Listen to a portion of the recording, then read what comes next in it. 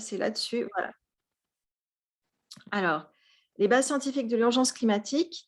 Donc, la motivation, si on peut parler d'urgence de, de base scientifique de l'urgence climatique, un grand élément là-dedans serait ce rapport spécial du GIEC qui est sorti en octobre 2018, le rapport spécial sur les 1,5 degrés. Et puis, ce qu'il faut comprendre, c'est que l'accord de Paris, c'est typique de l'ONU, des pays quand ils essaient de se mettre d'accord. Il y a une espèce de consensus mou entre les 2 degrés de réchauffement comparé à l'ère pré-industrielle. Donc, le réchauffement, on le mesure toujours par rapport à environ 1750 ou 1850, là autour, avant qu'on commence à brûler beaucoup de charbon en Europe, par exemple. Et l'accord de Paris vise un réchauffement inférieur à 2 degrés, OK, et si possible, d'aller jusqu'au 1,5 degré, mais on ne sait pas trop ce que ça veut dire. Est-ce que 2 degrés ne serait pas déjà trop? Et du coup, le rapport sur 1,5 degré avait été demandé par les gouvernements pour… ils ont demandé ce rapport au GIEC pour vraiment comprendre comment se situaient 1,5 et 2 degrés. Alors là, nous avons la partie interactive. À quel niveau de réchauffement sommes-nous actuellement? Donc, réponse dans le chat ou en personne. Allez-y. Pas tous en même temps.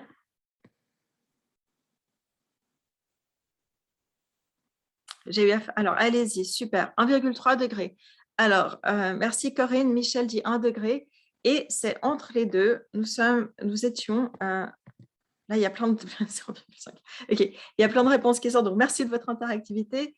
Et nous sommes actuellement à 1,2 degré. Donc, 1,2 degré, c'est ce qui a été mesuré en 2020 comme niveau de réchauffement global. Donc, nous sommes déjà lancés très, très loin vers les 1,5 degrés. On est beaucoup plus proche des 1,5 que des zéros. Alors, les impacts, ici, donc, c'est 4 catégories d'impacts qui sont comparées. 4 catégories d'impacts qui sont comparées, mais il y en a beaucoup plus dans le rapport, bien sûr. Donc, les chaleurs mortelles qui toucheraient une fois tous les 5 ans, quel pourcentage de la population?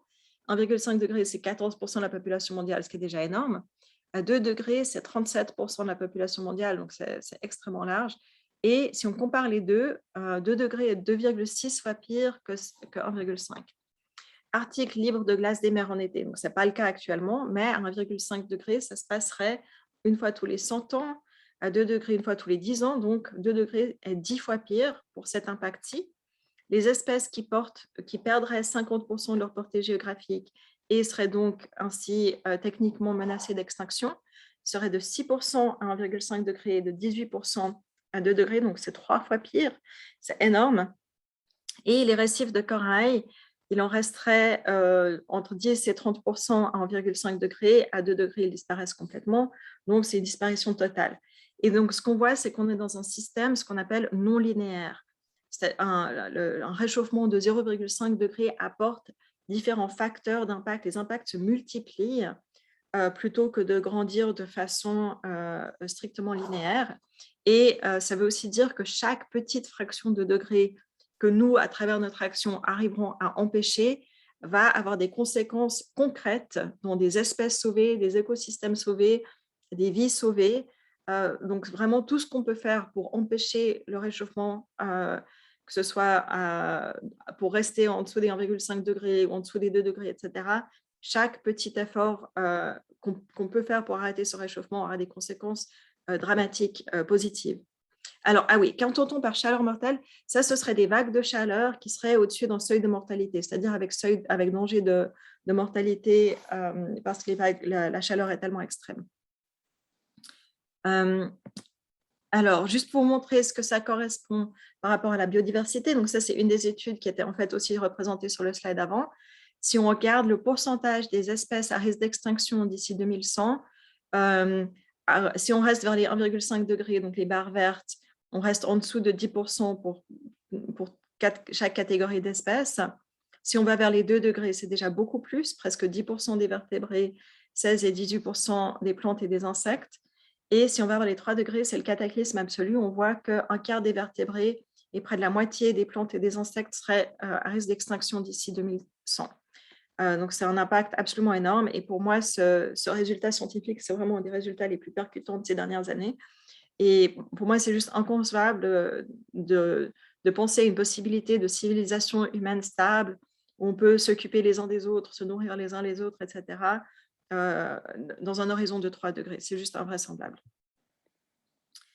Alors, les chaleurs mortelles, ça, on pourra en parler après si vous voulez. Je n'ai pas ces slides-là dans les graphiques que je voulais vous montrer. Ce n'est pas juste la chaleur, c'est une combinaison de chaleur et d'humidité qu'on appelle wet bulb temperature, ce qui a probablement une contrepartie en français. Donc, c'est chaleur et humidité, donc ça dépend de l'endroit. Mais ça, on pourra en parler plus si vous voulez. Voilà, donc le corps humain peut supporter des chaleurs beaucoup plus grandes quand l'environnement est sec que quand l'environnement est humide. Et ça, on pourra en parler plus tard si vous voulez. Mais je vais juste essayer d'avancer dans les contenus parce qu'on m'a dit que j'avais 20 minutes. Alors, ça, c'était des slides que… Voilà. Donc ça, la question est ensuite, vers quelle température de réchauffement moyen nous dirigeons-nous actuellement? Donc, 2018 était le record absolu des émissions de gaz à effet de serre jusqu'à ce qu'il soit battu en 2019. En 2020, on a eu le Covid, donc les émissions ont descendu de 7% environ au niveau mondial. Bravo, pandémie. Mais depuis, on voit que la reprise s'annonce assez grande. Cette année-ci et l'année prochaine pour à nouveau battre les records. Et les engagements de nos États dans l'accord de Paris sont complètement insuffisants. Donc, on sait que, par exemple, d'ici 2025, les niveaux de dioxyde de carbone dans l'atmosphère seraient les plus hauts qu'ils n'ont été depuis 3 millions d'années. Donc, ça veut dire aussi quelque chose. On est vraiment dans une lancée assez grave. Et ce que ça veut dire, c'est que, en fait, les engagements concrets des États signataires de l'accord de Paris ne nous amèneraient pas du tout en dessous de 2 degrés, voire vers les 1,5, mais bien plutôt vers les 3 degrés de réchauffement. Donc, si on est optimiste et qu'on pense qu'ils vont mettre en place plus de politiques sur la base de leurs engagements, ce sera un peu en dessous de 3 degrés. Si on est pessimiste et puis qu'on dit que c'est que du blabla, puis qu'ils ne vont pas le faire ou pas le faire de façon assez agressive et efficace, ça nous amènerait plutôt vers plus que 3 degrés. Mais de toute façon, on est loin des 2 ou des 1,5. Alors, donc nous sommes désormais sortis de l'Holocène. L'Holocène, ce qu'il faut comprendre, c'est moi, je ne connaissais pas du tout ça dans mes études de physique et mes études tout court, on n'avait pas du tout abordé ces éléments. Mais il faut comprendre que nous sortons à vitesse grand V d'une ère qui était magique pour notre espèce. C'est-à-dire que les dernières 12 000 années ont été une période incroyable, belle, stable, où la Terre était tiède, on était sorti des aires glaciaires pendant 12 000 années et la température était dans cette enveloppe de rose, plus ou moins. Vous voyez l'enveloppe rose, les températures qui sont entre moins 0,25 et plus 0,75 environ. Donc, vraiment un écart de température juste de 1 degré. Et ça nous a permis, ça a permis à notre espèce de tout développer, c'est-à-dire toutes les espèces qu'on utilise pour l'agriculture, tout ce qui est ville, écriture, tout ce qu'on pourrait appeler civilisation, on l'a développé pendant cette ère de l'Holocène, ce tout petit écart de température très stable, et nous en sommes sortis, on va dire, il y a environ 5 ans peut-être. Donc, on voit que maintenant, nous sommes là où il y a le cercle rouge et jaune, donc on est à 1,2 degré, et on est en train d'avancer avec une croissance de température de 0,5 degrés par décennie. Donc, c'est une accélération assez effroyable qu'il faudrait à tout prix enrayer. Alors, le réchauffement climatique remonte dans le temps de notre planète. Dans le passé, alors non, mais je ne crois pas que j'ai le temps de vous expliquer ce graphique. Donc, si ça vous intéresse, on en parlera pendant la discussion. Je vais passer à autre chose. Je vais passer à cette question de « mais qui aurait pu le prévoir ?» Alors, ce graphique qui montre, donc je vais juste vous expliquer ce qu'il fait, il montre la concentration du dioxyde de carbone dans l'atmosphère sur l'axe gauche, vers l'axe vertical gauche, et la température prévue due à cette augmentation du CO2 dans l'atmosphère sur l'axe vertical droite. Et vous voyez qu'en 2020, en fait, on arriverait autour des un petit peu moins de 420 parts pour million de CO2 dans l'atmosphère et vers un réchauffement de plus ou moins 1 degré. Alors, ce qu'il faut comprendre, c'est que ce graphique était plus ou moins parfait pour la concentration de CO2. Donc, nous sommes tout à fait dans cette courbe qui a été prévue depuis 40 ans, donc ce qui est assez incroyable. Par contre, pour la température, nous sommes au-dessus de cette température parce qu'il n'y a pas que le CO2 dans l'atmosphère, il y a aussi les autres gaz à effet de serre. Et ce qu'il faut comprendre, que cette étude était publiée, mais pas publiée pour le grand public, publiée en interne par Exxon, une des grandes compagnies pétrolières, en 1982. Et là, il y a par exemple une étude qui vient de sortir hier d'un collègue Ben Franta et d'autres qui montrent que par exemple Total Energy était tout à fait au courant des causes et des impacts des réchauffements climatiques en 1971. Donc, on se rend compte qu'on fait face à une industrie pétrolière qui était tout à fait au courant de l'avenir dans lequel elle nous poussait. De l'avenir duquel, donc nous sommes poussés dans un avenir, nous habitons actuellement un avenir, nous faisons face à ces défis, des impacts qui étaient tout à fait connus, prévisibles par l'industrie pétrolière. Ils avaient des très très bons programmes scientifiques dans le climat et ils se sont bien gardés d'en parler à leurs clients, à leurs investisseurs ou aux politiques. Et ils ont, en fait, ce qu'ils ont fait, c'est une fois qu'ils ont compris ça, ils ont arrêté leurs études scientifiques autour du climat et ils se sont versés des millions et des millions et des millions dans la désinformation, le déni et le délai. Et nous sommes actuellement encore dans ce monde-là. On me dit, alors peut-être que j'ai mal compris. C'est comme vous voulez, mais je pense que j'y arrive en 20 minutes et puis j'y arrive en un peu plus et puis comme ça on pourra avoir la discussion. La discussion, ça peut être sur tous les thèmes que vous voulez, donc je fais un petit éclairage par-ci par-là et puis on pourra revenir dessus, par exemple sur ces questions de chaleur mortelle, etc. On pourra revenir dessus dans la discussion. Donc je pense que plus je fais juste les éclairages et moins je fais de long blabla, tout ira bien. Ok. Super. Ok, alors, je vais vous parler maintenant un petit peu de l'inégalité. D'accord, en fait, donc il y a une inégalité des causes et une inégalité des impacts. Et là, on voit les inondations au Soudan en septembre 2020, qui ont fait très peu de bruit dans les médias, dans les pays riches, plus ou moins, mais qui ont été absolument dévastateurs pour ce pays. Vous pouvez voir un petit peu l'ampleur de ces inondations.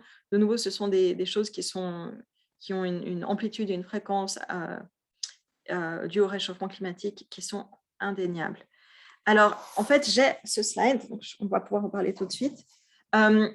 L'injustice climatique, c'est aussi, on peut la comprendre au niveau géographique, les pays qui ont émis le plus, qui sont montrés en rouge foncé sur le graphique à gauche. Donc ça, ce sont les pays qui ont le cumul d'émissions le plus grand en termes de tonnes de CO2 émis. Par contre, les pays qui ont le plus d'impact, par exemple, juste pour un impact, qui est celui des chaleurs mortelles, mais qui en a un qui est très, très grave, sont les pays qui sont autour de l'équateur, donc les pays tropicaux. Et ce graphique montre une étude qui a calculé le nombre de jours par an qui serait au-dessus de ce seuil de chaleur et humidité. Donc, ce n'est pas seulement une température, il faut vraiment comprendre la combinaison de chaleur et d'humidité à chaque endroit. Mais à un certain moment, s'il y a trop plus l'humidité est grande, plus la chaleur mortelle et la température mortelle est basse, plus l'humidité est basse, plus la chaleur mortelle monte. Mais la combinaison des deux est ce qui nous intéresse. La raison pour laquelle c'est important, c'est parce que la façon dont notre corps, donc nous sommes des animaux qui habitons notre environnement, et nous avons une façon de réguler notre température.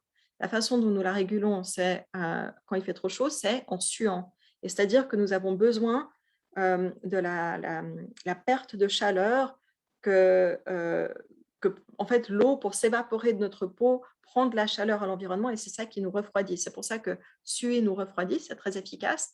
Par contre, si l'humidité est trop haute, la sueur a moins tendance à s'évaporer et du coup, ça ne sert à rien. Notre corps ne peut plus se refroidir et la mort survient de façon certaine. Et ce qu'on peut voir, c'est que les pays qui sont autour des tropiques, il y a certaines zones qui deviennent tout simplement complètement inhabitables. Parce que déjà, si on peut penser qu'il y a 100 ans par jour où la chaleur et l'humidité seraient au-dessus du seuil mortel, ce n'est probablement pas des zones où vous voudriez habiter. C'est par exemple des zones, par exemple la Floride devient assez inhabitable déjà. Les pays qui sont en orange ou en rouge foncé, ça devient des zones où les personnes ne peuvent plus habiter. C'est juste impossible. Donc, et puis, on peut voir que c'est la plupart de l'Inde, d'une partie de l'Afrique, une grande partie du Brésil, de la Colombie, etc.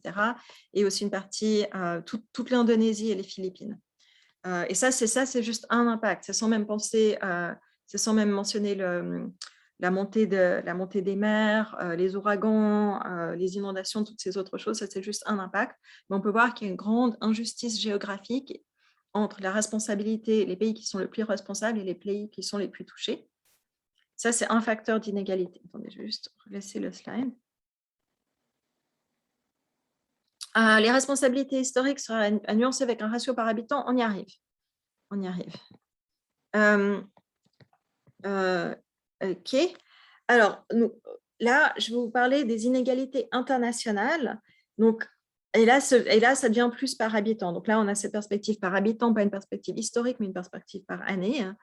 Ça se décline aussi en perspective historique, mais une chose à la fois. Ce qu'il faut comprendre, c'est que nous sommes dans un système très, très, très inégal, où le top, le 1% des revenus les plus hauts ont des… Donc ça, juste pour vous donner la source, c'est un rapport du programme des Nations Unies sur l'environnement, le PNUE. Ils sortent chaque année un Emissions Gap Report autour des décembre, et puis l'année passée, pour la première fois, ils avaient un chapitre sur l'inégalité qui était vraiment, vraiment très, très bien fait. Et vous pouvez voir que le 1% des revenus les plus hauts sont autour de plus de 70 tonnes en moyenne de CO2 par habitant. Le top 10% serait de l'ordre de plus de 20 tonnes. Ensuite, la moyenne, les 40% plus bas seraient autour, là on arrive moins bien à lire, mais on va dire que c'est moins de 10 tonnes, peut-être autour des 5 à 7. Et le plus bas est très très bas, c'est plutôt de l'ordre de 1 tonne de CO2 par habitant. Si on regarde à quoi ça correspond au niveau de pourcentage mondial, le 1% de la population la plus riche est responsable d'environ 15% des émissions. Et d'ailleurs, ça, c'est quelque chose qui continue de croître.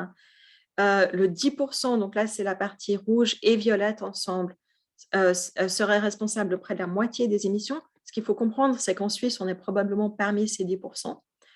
Et la moitié la plus basse de la population, donc le 50% le plus bas, le plus pauvre de la population mondiale, en vert, ne serait responsable que de 7% des émissions au niveau mondial.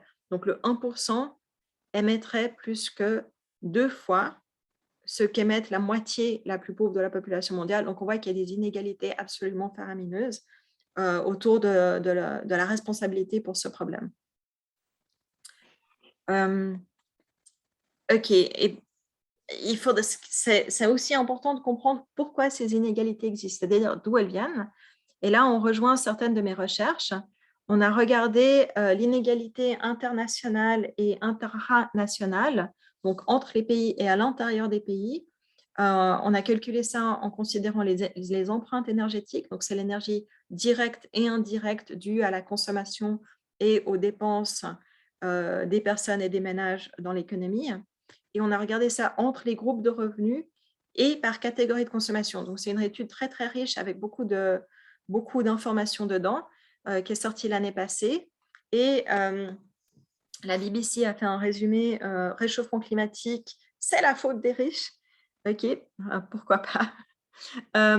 Donc, ça, c'est juste pour vous donner un petit peu d'informations sur notre méthode. On a utilisé une méthode input-output qui est un petit peu un cheval… comment dire, workhorse, c'est un outil de travail très, très répandu pour faire ce genre d'études. On a mesuré la dépense sur les catégories de produits pour 86 pays dans l'Union européenne et la Banque mondiale et divisé par classe de revenus.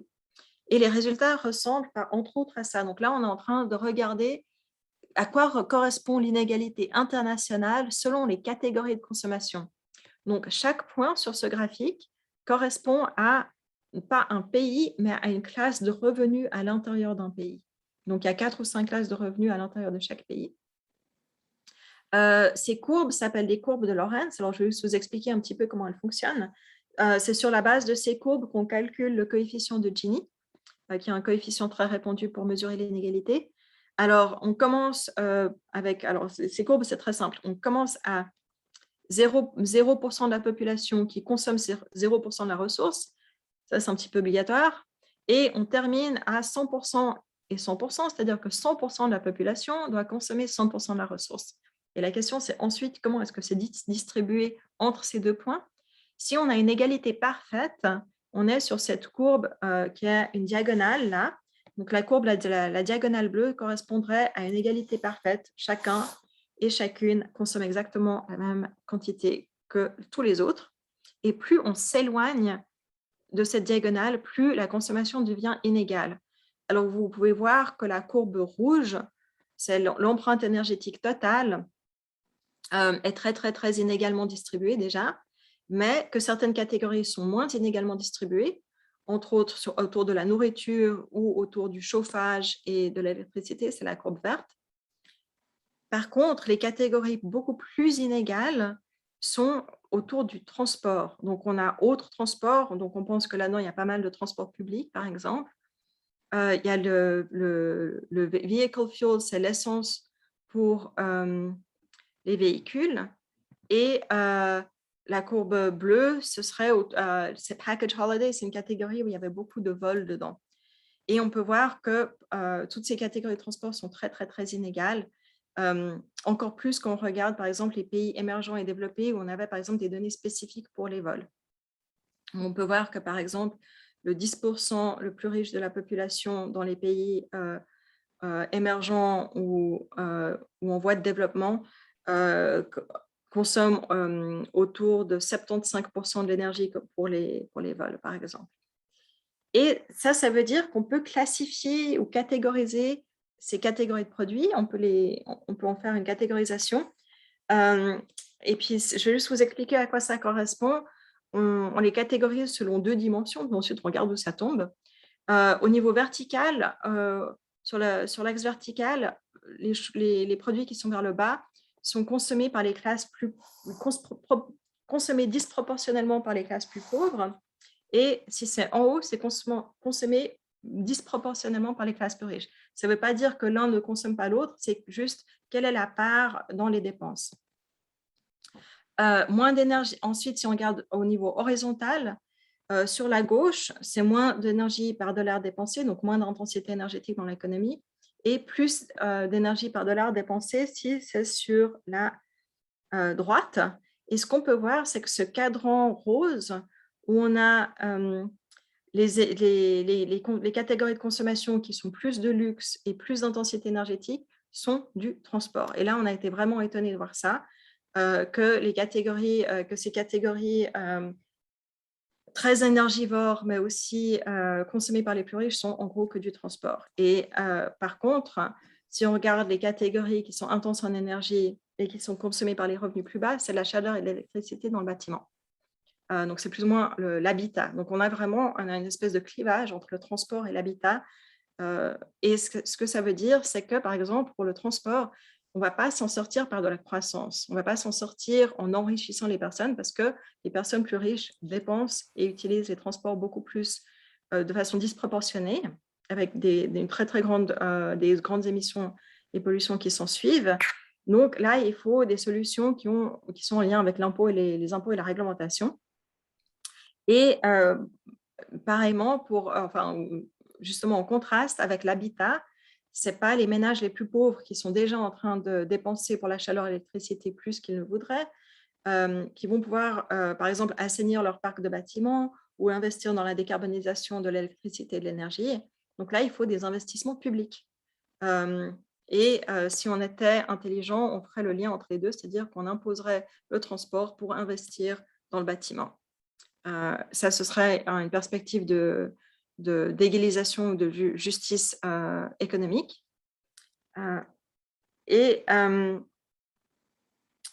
Qu'est-ce que… Ouais, ma présentation est en train de me faire des choses un peu bizarres, mais on va y arriver. Alors ça, c'est juste pour vous montrer que cette catégorie du transport n'est pas du tout anodine. Ce graphique est une étude de l'Agence internationale de l'énergie sortie en 2019, où on voit quelles sont les sources de CO2 qui ont augmenté le plus entre 2010 et 2018. Et on peut voir que c'est power, donc ça, c'est l'électricité, OK, on pourrait s'y attendre. Mais la deuxième catégorie sont les SUVs, les Sport Utility Vehicles, donc les véhicules plus lourds que la moyenne, qui sont complètement inutiles en termes de services énergétiques, qui ne servent à rien. Par contre, ils servent à l'industrie automobile à se faire beaucoup d'argent et ils servent aussi à la surconsommation. Et ça, ce sont la deuxième catégorie de consommation, donc c'est vraiment choquant, alors que tous les autres véhicules, les autres voitures, en fait, correspondraient à une décroissance des émissions pendant la même période. Donc, le transport est vraiment un énorme problème et ça a mené à Tim Gore d'Oxfam de dire qu'il faut absolument que ces émissions de luxe, en fait, soient réglementées par les gouvernements, taxées, etc. et réinvesties dans d'autres secteurs pour arrêter cette inégalité. Yannick Oswald a ensuite fait plus d'études, c'est mon doctorant, il est magnifique, mais une des choses à comprendre, c'est qu'un monde égal serait plus facile à décarboniser parce qu'un monde égal consommerait plus d'énergie dans le bâtiment, qui est plus facile à décarboniser que le transport. Donc ça, c'est aussi quelque chose de peut-être intéressant à réfléchir. Alors, maintenant, je vais vous parler un petit peu d'autres efforts qu'on a fait autour de vivre bien à l'intérieur des limites planétaires, est-ce possible ou pas. J'espère que vous connaissez la théorie du donut de Kate Raworth. C'est un livre super intéressant qui est sorti en 2017, il est traduit en français. Ça, c'est une photo de Kate Raworth, qui est quelqu'un de vraiment très intelligent, d'incroyable. Son livre n'est pas du tout ennuyeux. Et en fait, cette idée du donut economics, de la théorie du donut, c'est un double défi, c'est-à-dire qu'il faudrait vivre bien sans dépasser les plafonds écologiques, qui serait donc la limite extérieure du donut, mais en même temps atteindre le plancher social, qui serait, donc si on est en déficience sociale, en manque social, on tomberait à l'intérieur du trou au milieu du donut. Donc, ce qu'il faut, c'est atteindre les deux. L'espace entre les deux serait l'espace juste et sûr pour l'humanité. Et puis, donc nous, on a testé avec une équipe de collègues, on a testé voir si on trouvait des pays qui étaient actuellement dans le donut. La Suisse en est loin, le Canada et la Belgique aussi. Donc, on dépasse largement les limites planétaires et par contre, on atteint la plupart des seuils sociaux. Il y avait certains où on n'avait pas de données. Et par exemple, un pays comme le Sri Lanka est à l'inverse, ne dépasse pas les limites planétaires, mais en même temps est en déficit social sur pas mal d'indicateurs. Vous voyez ces espaces blancs. Oui? OK. Et donc, ça, ce que ça veut dire, alors par exemple, on va pouvoir voir le Canada ici. La Belgique, elle est où? Je ne sais plus. Enfin bon. On a mis les pays pour lesquels on avait les données sur ce graphique où on montre de nouveau combien de limites planétaires sont dépassées sur l'axe horizontal, combien de seuils sociaux sont acquis sur l'axe horizontal. Et ce qu'on peut voir, c'est que les quartiers où on voudrait, soit on est en déficit social, soit on est en train de dépasser les limites planétaires, soit les deux, c'est tout à fait possible d'être dans le pire des deux mondes, mais par contre, où nous devrions être, avec un bon niveau social et en ne transgressant peu de limites planétaires, ou pas, si possible, il n'y a exactement personne. Et du coup, la question qui se pose à nous est comment arriver là depuis ici, où nous sommes actuellement. Donc, tous les pays sont des pays en voie de développement selon cette perspective. Et c'est la question suivante. Mais pour l'instant, dans le monde actuel, vivre bien à l'intérieur des limites planétaires est-ce possible? La réponse est très clairement non, pas dans la réalité internationale actuelle. Et dans mon équipe, on a essayé d'imaginer et de modéliser un avenir différent basé sur la théorie de Decent Living Energy du professeur Narasimha Rao de Yale University. C'est une théorie qui fait le lien entre les besoins humains et les niveaux minimums de services énergétiques. Notre modèle prend en compte les avancées technologiques, une égalité de distribution et résulte dans une décroissance de la demande énergétique globale.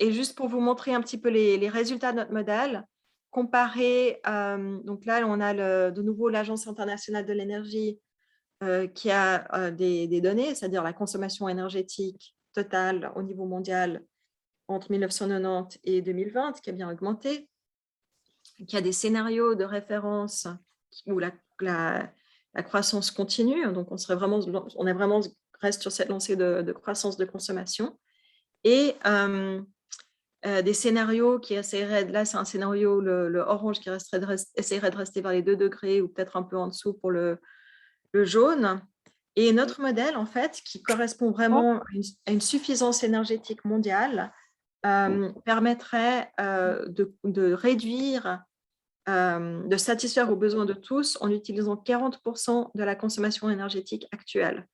Donc en 2050, on serait autour des 150 hexajoules plutôt que autour des 400 actuellement, et ceci malgré une croissance démographique.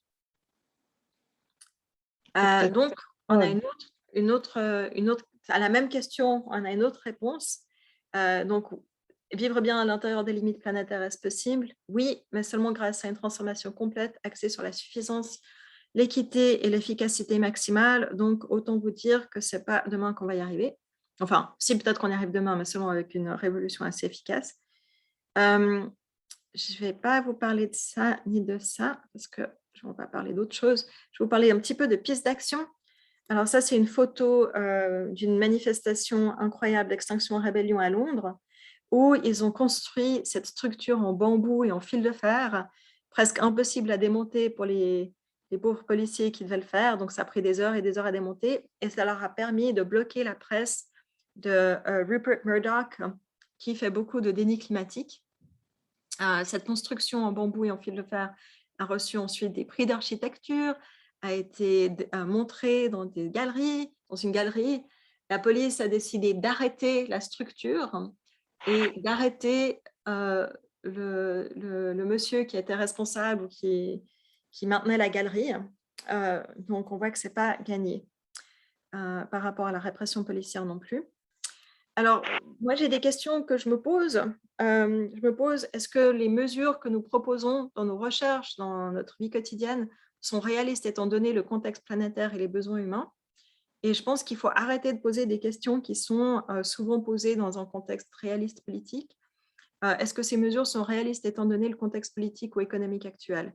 Donc, je pense qu'on n'est plus dans une situation qui nous permet de réfléchir de rester poli avec des mesures graduelles, des mesures de l'ordre du 1 ou 2% par année, etc. Il faut vraiment une transformation complète du système. Et il faut se poser la question de comment nous, on agit là-dedans, comment nous, est-ce qu'on peut apporter ce genre d'urgence et de réflexion. Il faut aussi éviter les discours du délai. Alors ça, c'est un article qui a aussi été publié l'année passée et qui est devenu quelque chose d'incroyable, en fait, qui parle justement d'une douzaine de discours du délai, parce que le déni climatique s'estompe peu à peu, mais le délai prend sa place. Donc, de dire que d'abord, quelqu'un d'autre devrait agir, c'est-à-dire qu'on nie sa propre responsabilité. Ensuite, que le changement radical n'est pas nécessaire, qu'il faut promouvoir les solutions non transformatives. Donc ça, c'est cette question de non-urgence de notre situation actuelle, que le changement causera des ruptures, donc il faut accentuer les aspects négatifs, et qu'aucun changement n'est possible, donc il faut abandonner tout effort. Et cela, je pense que vous les connaissez. Une fois que vous les connaissez, vous les reconnaîtrez tout autour de vous dans les discours politiques de nos dirigeants. Et il y a aussi, c'est devenu un fabuleux cartoon, enfin, comment on dit, c'est pas une bande dessinée, vu que c'est juste un seul dessin, de Léonard Cheminot, qui est un artiste français, qui les a représentés sous forme de personnes. Et puis, je trouve ce dessin absolument époustouflant, qui montre tous ces discours du délai de façon personnalisée. Et je pense que ça, c'est aussi quelque chose qui peut nous aider à réfléchir et à être efficace. Une fois qu'on sait à quoi on fait face, on peut réagir et puis mener des campagnes qui sont autrement plus efficaces. Les priorités absolues seraient donc les plafonds environnementaux et les planchers sociaux, donc la planète et les humains. Et par rapport à l'économie qu'on aurait besoin d'apporter, moi, je suis partisan de la décroissance. Je réalise que ces livres sont en anglais, mais par exemple, Vincent Liégier est un auteur français Et donc, je pense que son livre est aussi en français et qu'il a d'autres ouvrages et textes qui sont disponibles en français, de même que Timothée Parric. Et il existe aussi des livres pour activistes. Ce livre-là, entre autres, a été traduit en français aussi. Je n'ai pas la couverture en français et je pense que je vais le laisser là. Merci beaucoup. Je suis désolée si j'ai parlé trop longtemps. Voilà. Merci Julien. Je pense que c'est la Suisse qui prend la direction des opérations au niveau des échanges. C'est en tout cas ce qu'on avait prévu. Mais je ne sais pas qui spécifiquement. Est-ce que c'est Laurence? Est-ce que c'est Michel Stevens? Enfin, en tout cas, pour moi, vous pouvez prendre la parole pour activer les échanges entre les participants et Madame Steinberger.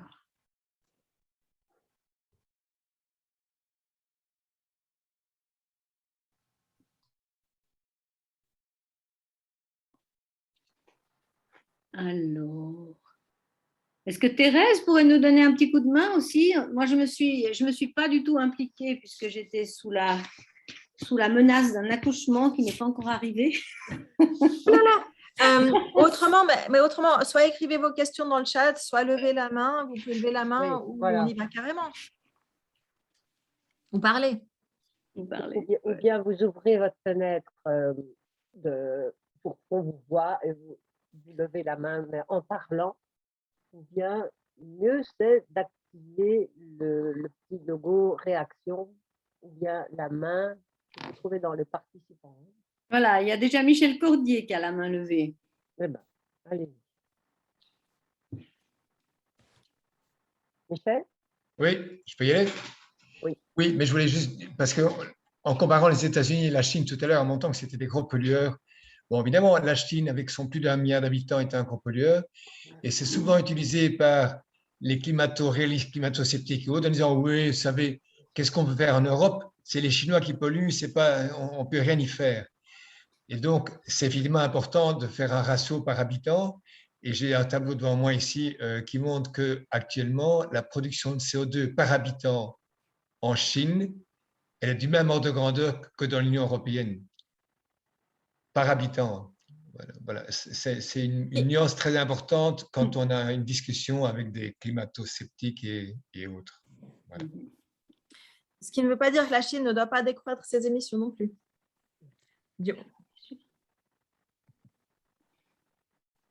Et peut-être juste pour rajouter, il y a aussi la question de la pollution qui est due à notre consommation en tant qu'Européens et occidentaux, qui est notre consommation qui produit les émissions là-bas en Chine.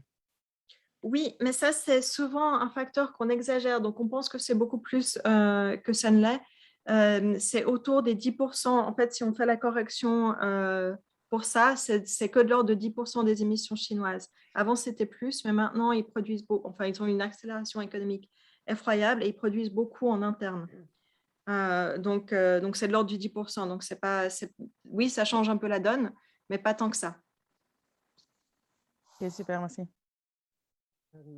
André et Martine Le Wall.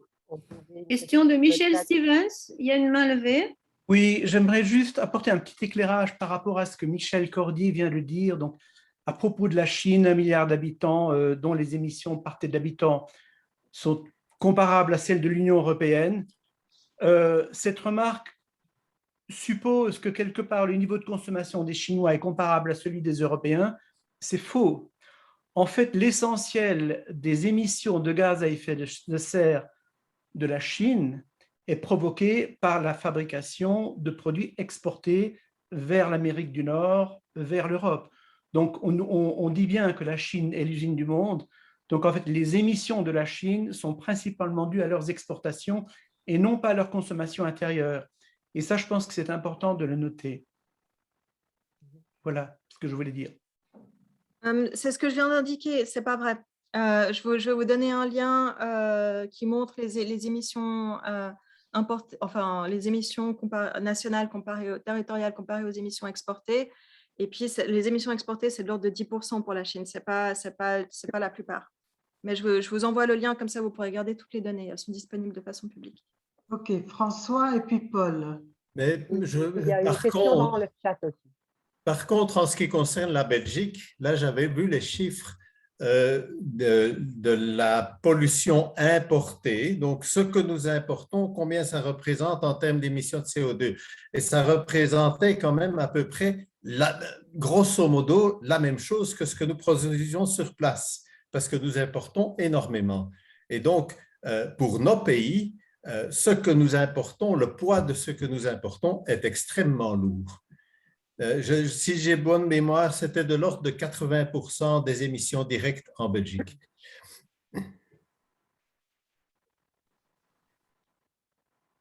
Une réaction, Madame Schneider? Merci François. Paul voulait réagir aussi? Attends, est-ce que Madame Steinberger veut réagir à la remarque de François? Alors, c'est correct. Pour des petits pays comme la Suisse et la Belgique, etc., ce ratio peut être beaucoup plus grand. Et il faut comprendre qu'il était plus grand dans le passé pour la Chine. Donc, il était autour des 14%. Maintenant, il est à 10%. Mais pour un petit pays, ça peut être beaucoup plus grand. Pour le Luxembourg, c'est incroyable. Ou Singapour, je crois que Luxembourg, ils ont plus une centrale qui exporte de l'électricité. C'est un peu compliqué le Luxembourg. J'aurais pas dû dire le Luxembourg. Mais les petits, plus le pays est petit, plus on a ces effets où les échanges internationaux peuvent jouer un grand rôle. Alors, il y avait une question dans le chat de André et Martine Lewal. Est-ce que vous voulez la poser tout haut? André, Martine, je sais pas si ça... Oui, si vous voulez. Pourquoi ne pas imposer de manière beaucoup plus conséquente que ce dont les politiciens parlent pour le moment, mais donc au niveau de plusieurs centaines d'euros, tous les vols aériens, tous, à partir du 5e, peut-être 10e vol dans l'année, puisque c'est facile à tracer, puisque tous les vols sont nécessairement nominatifs. Donc, il est très facile de savoir combien de vols chaque personne fait. Et le but serait de décroître ce nombre de vols qui resteraient au tarif actuel dans le temps assez rapidement. Vous êtes très généreux. Moi, je dirais qu'il faudrait faire ça dès le second vol. Je ne sais Oui, pas mais là, pourquoi on va avoir des réactions au niveau social parce que la plupart des gens diront oui, mais c'est mes vacances, j'ai bien le droit de me détendre une fois par an. Bon, alors c'est pour ça que je laisse une certaine marge pour faire la transition graduelle. Mais c'est vrai que les vols sont, il y a certains vols qui sont essentiels, on va dire, pour cause médicale, humanitaire, etc. Et puis les autres, on peut aussi dire pour des raisons de famille, si on a besoin d'être avec sa famille. Mais il y a des autres qui ne le sont clairement pas. Et là, on pourrait aussi mettre dans les loisirs. Et je pense que ce qu'il faut comprendre, c'est que justement cette question de est-ce que les mesures que nous proposons sont des mesures qui sont en adéquation avec le défi qui nous font face ou pas. Et mais par exemple, donc j'abonde dans votre sens que c'est quelque chose que je pense qui peut être très important aussi pour donner un signal, c'est-à-dire de dire, voilà, vous avez droit à un vol par année. Moi, un vol, c'était ce qui était proposé au Royaume-Uni et puis ça avait l'air d'être quelque chose que les gens pouvaient accepter, c'est-à-dire un vol pour aller en vacances ou pour voir sa famille. Et puis, à partir de ça, on met des frequent flyer levies qui sont de l'ordre de plusieurs centaines d'euros ou de centaines d'euros en tout cas par vol, et que ça donne un signal que c'est une activité qui n'est pas socialement acceptable dans une fréquence incroyable. Et ça, c'est quelque chose, c'est aussi important de donner un signal non seulement monétaire, mais social, c'est-à-dire qu'est-ce qui est accepté socialement? Est-ce qu'on cautionne le fait que les gens aient des modes de vie où, s'ils ont les moyens, ils se permettent d'avoir des pollutions extrêmes telles le 1%. Nous faisons probablement tous sur cet appel partie des 10%, donc c'est déjà quelque chose à réfléchir à notre niveau. Il faut tenir compte aussi des pays du tiers-monde qui vivent pour certains très très largement du tourisme. Couper le robinet des touristes d'un seul coup risque de poser d'énormes problèmes de ce côté-là. Donc c'est pour ça que peut-être une transition sur 5 ans, peut-être, est peut-être plus réaliste. Dans 5 ans, on aura déjà épuisé la moitié, plus de la moitié du budget de carbone qui nous reste pour les 1,5 degrés. Ouais. Il sera épuisé d'ici 2030. Et c'est exactement ces pays-là qui vont devenir invivables. Donc, il faut aussi se poser la question de qui est-ce qu'on aide réellement.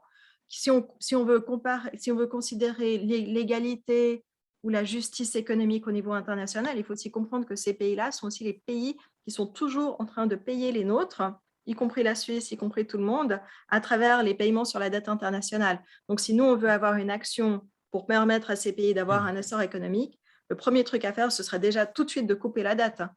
Donc ça, il y a aussi des questions, en fait, on utilise beaucoup de raisonnements qui soutiennent les industries existantes sans poser les plus grandes questions autour de comment est-ce qu'on pourrait réellement transformer les systèmes qui nous entourent pour être plus justes.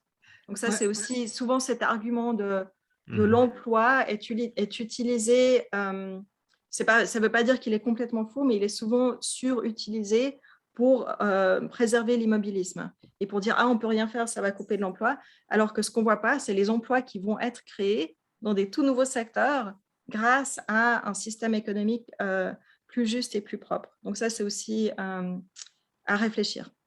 Je pense que c'est le même problème au niveau des SUV que vous avez souligné. Parce qu'en fait, l'industrie... Oui, c'est coupé peut-être. Non, c'est Bon. L'industrie... Oui, on a donné la parole à Paul Galland qui la demande depuis longtemps. Merci. Oui, merci Thérèse. Bonjour, merci pour l'exposé. Et dans la suite de ce qui vient d'être dit, le volet parallèle, c'était de défendre des investissements publics dans le logement, dans le bâtiment. Et c'est là qu'on a des plus grandes marches de progression, aussi en termes de création d'emplois.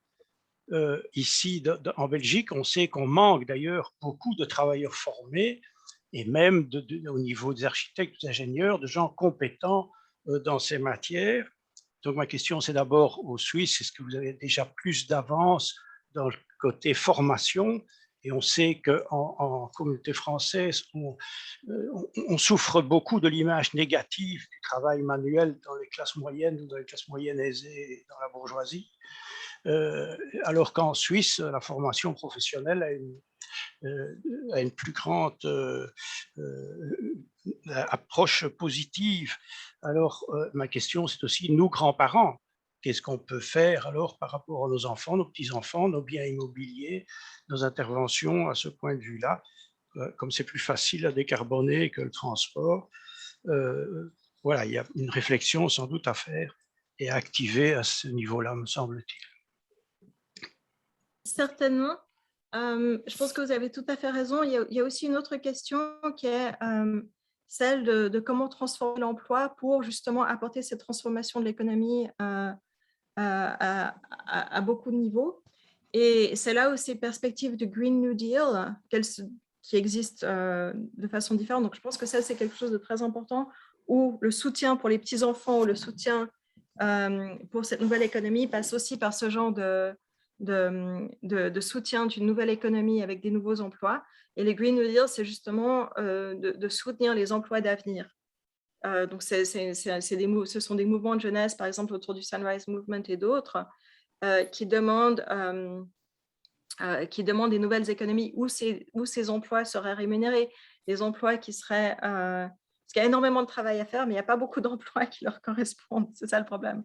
Et justement, autour du bâtiment, de l'assainissement du parc bâtiment, autour de faire de chaque quartier un quartier avec une infrastructure où on n'a pas besoin de voiture, on peut se déplacer pour autant qu'on ne soit pas en difficulté physique, on peut se déplacer sans voiture. Il y a des emplois autour de revitaliser l'environnement pour préserver la biodiversité, pour faire des ponts, parce que ce qu'il faut comprendre, c'est qu'il y aura des espèces qui chercheront à se déplacer pour atteindre des latitudes plus élevées, pour atteindre des nouveaux endroits où ces espèces pourront vivre.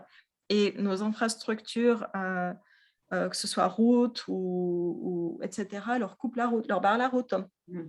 Donc, il y a beaucoup de travail à faire pour préserver la biodiversité. Donc ça, mais il faut créer l'économie qui va permettre à ces emplois d'exister. Donc ça, je pense que pour ces perspectives, soutenir les ces perspectives du Green New Deal sont très importantes aussi. Et ça rejoint la question de Geneviève. Donc, pouvez-vous expliquer certaines mesures concrètes de votre plan d'action? Je crois que c'est intéressant de continuer à développer comment effectivement créer ces nouveaux emplois, comment les payer et arriver aux objectifs en matière d'habitat et puis de transport. Thérèse, on t'entend très peu. Ah bon. C'est entrecoupé. Bon. Je voulais reprendre la question de Geneviève. Pouvez-vous expliquer certaines mesures concrètes de votre plan d'action? Vous venez de commencer à en expliquer, donc est-ce que vous pouvez développer en fait? Vous m'avez entendu? Ou pas?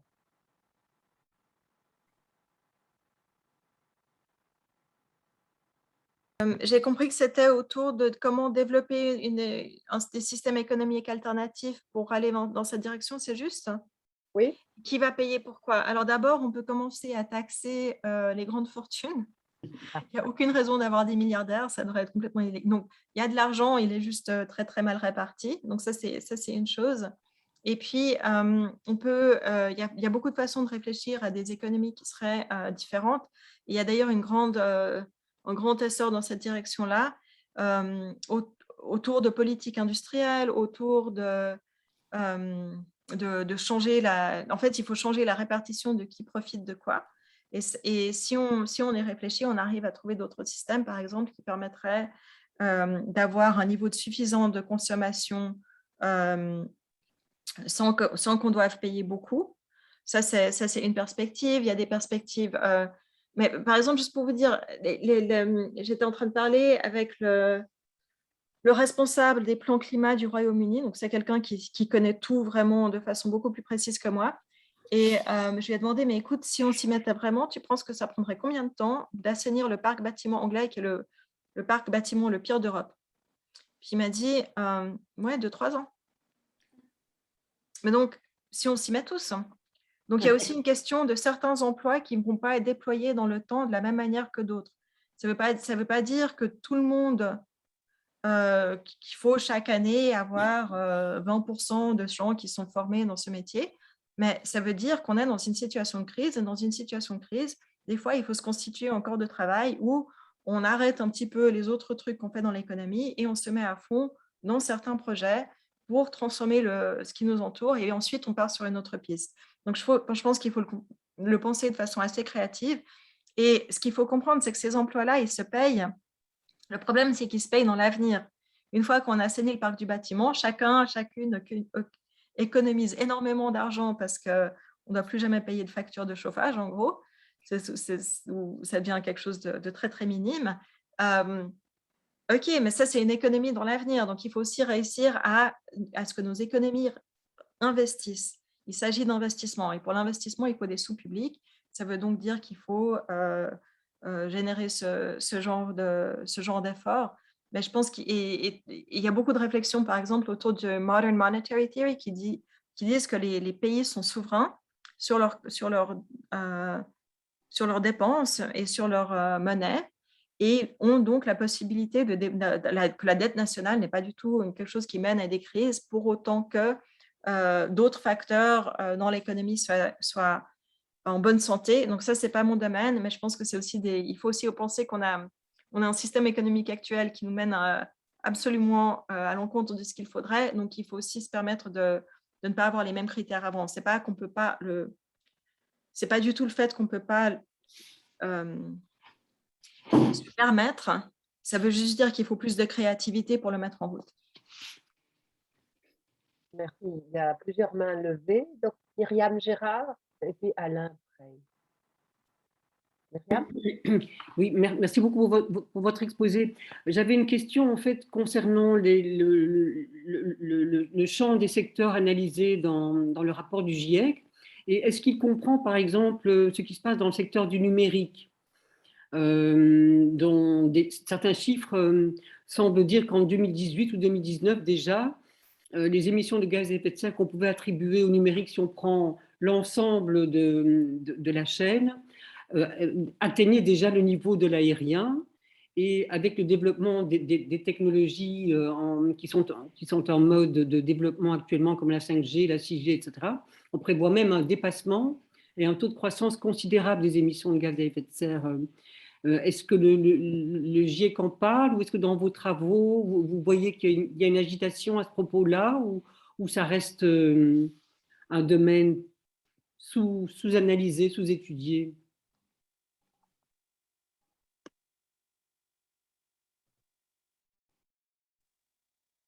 Ok.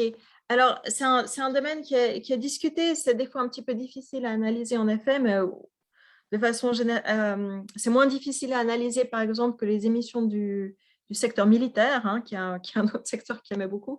Je dirais qu'il y a 3 ou 4 gros secteurs, juste pour ne pas mettre que le numérique, où on a moins d'informations qu'on devrait l'avoir. Un, c'est les transports internationaux, par exemple, de biens, où les données sont très difficiles parce que c'est international, donc c'est un petit peu… chaque pays aime bien ne pas savoir ce qui se fait, en gros. Et donc ça, c'est quelque chose que des collègues étudient, mais c'est aussi des fois difficile à comptabiliser. Les émissions du secteur militaire, surtout des États-Unis, qui sont les plus grands militaires au monde. Donc ça, c'est des choses que certains font, mais ça prend beaucoup d'efforts, parce qu'il faut aller chercher les données avec beaucoup d'efforts. Du numérique, comme vous l'avez dit. Mais ça, c'est le numérique. Vous parlez du numérique, c'est-à-dire de ce que nous faisons actuellement, c'est-à-dire le passage des données sur Internet, Netflix, le streaming, tout ça. Il y a un autre numérique qui sont les crypto-monnaies, Bitcoin. Et Bitcoin en particulier, c'est l'horreur. Ils sont affreux parce qu'ils cherchent l'électricité pas chère pour aller chercher leur crypto-monnaie. Et ils sont, par exemple, en train de réouvrir des centrales électriques au charbon ou au pétrole qui étaient fermées. Donc ça, pour faire tourner leurs ordinateurs. Donc c'est quelque chose d'incroyable. Et là aussi, on est un petit peu dans un domaine très, très… opaque et puis bizarre. Donc voilà, donc ça, c'est ces 4 domaines-là. Pour le numérique en particulier, il y a eu pas mal d'études qui ont peut-être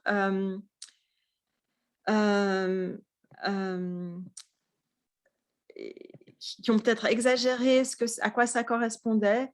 Alors, je vais juste essayer de chercher, parce que Carbon Brief, ils avaient fait un bon tour d'horizon des études qui existaient. Alors, je vais juste essayer de trouver ce qu'a écrit Carbon Brief.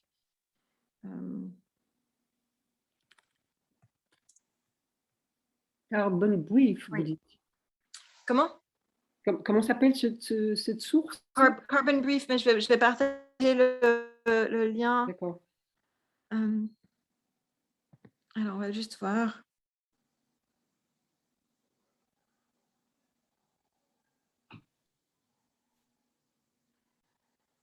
OK. Donc là, il y a un de leurs articles, je vais vous partager un de leurs articles sur le streaming de vidéos.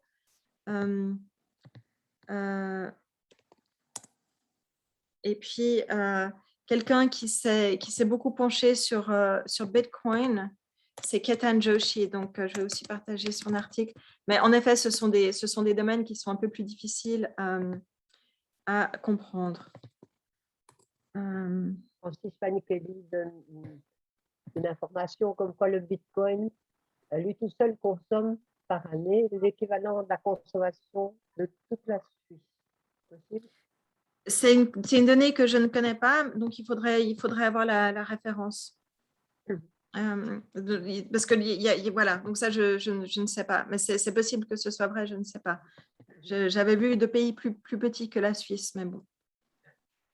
Merci beaucoup pour ces références. Alors, le chat est très vivant. Donc, oui, je vois que le chat est vivant. Il y a plein de questions qui se posent. Entre autres, l'intégration des coûts indirects dans les travaux d'isolation, de construction, de rénovation de maisons, et aussi une remarque sur l'agriculture et sur l'alimentation, donc la question de la viande, la consommation de viande, qui pourrait effectivement changer la donne si on la diminuait drastiquement.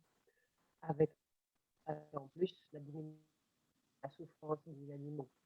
Thérèse, on te comprend très peu. Ton micro, Thérèse. Moi, je ne sais pas comment faire mieux. On entend à peine ce que tu dis.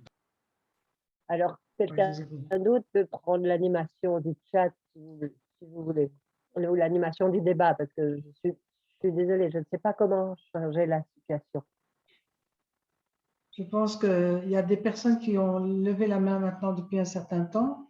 On peut peut-être passer à celle-là. Comment? Et puis Michel. Alain Frey, et puis Michel, et puis François. Oui, j'aimerais revenir au problème de l'assainissement des bâtiments, qui est un moyen quand même assez accessible, soi-disant, de diminuer nos émissions. Moi, je prends mon exemple tout particulier. Dans ma maison, j'essaie de changer mes fenêtres, et de demander devis, de changer mon mode de chauffage, mais les délais sont de plus en plus longs. On est non seulement limité à on a des limites planétaires, mais on a déjà des limites autour de chez nous, ne serait-ce que à cause des pénuries de matières premières et d'acheminement du matériel nécessaire. Donc, les limites, elles sont un peu partout et ça nous amène aussi peut-être à un problème démographique parce qu'on ne s'en sort plus. Alors, toutes les chaînes d'approvisionnement au niveau mondial ont des gros problèmes actuellement. J'ai dû acheter un casque de vélo. On m'a dit que j'avais de la chance que ce soit ma taille parce qu'ils n'en avaient plus autrement et puis ça va leur prendre plus d'1 an pour en avoir des nouveaux. Donc, toutes les chaînes d'approvisionnement connaissent à cause du Covid, en particulier des grands problèmes parce qu'on a des chaînes d'approvisionnement internationales voilà, il y a des délais et puis etc. Je ne vois pas le lien avec la démographie. Par contre, mais donc là, on est dans une situation de pandémie, donc ça, c'est ce qui fait ça. Mais l'autre point, c'est ce qu'il faut, c'est réduire la consommation. Donc, c'est vrai que chaque personne individuellement, par exemple, face à la pandémie, chaque personne individuellement ne peut pas développer un vaccin. Par contre, avec des politiques industrielles et au niveau national, on arrive à le faire en sorte que des millions de personnes soient vaccinées par jour, etc. Donc, il y a une question d'échelle, c'est-à-dire qu'on ne peut pas faire tout seul. C'est beaucoup plus efficace probablement de militer politiquement pour faire que ça se fasse à une grande échelle que d'essayer de tout mettre sur soi. Donc, l'action personnelle est importante, l'action individuelle est très importante. Moi, je ne vole plus, je ne mange plus de viande, etc. Mais ce que je fais, c'est que je n'ai aucun espoir de pouvoir changer cet appartement que je loue, donc je ne le chauffe pas, ou moins. Donc, je vis avec des gros pulls. Et puis, tout le monde dans ma famille doit vivre avec des gros pulls. Donc, il y a aussi cet aspect-là. Si on veut agir, le plus important, c'est toujours de réduire la consommation et ce n'est pas nécessairement d'attendre une situation parfaite. Donc ça, c'est peut-être aussi à réfléchir, mais c'est clair qu'on est dans il n'y a aucune situation qui est idéale. Personne ne va dire que ça va être facile. Mais je n'ai peut-être pas très bien compris l'argument autour de la démographie ou la question peut-être générale, donc je ne sais pas.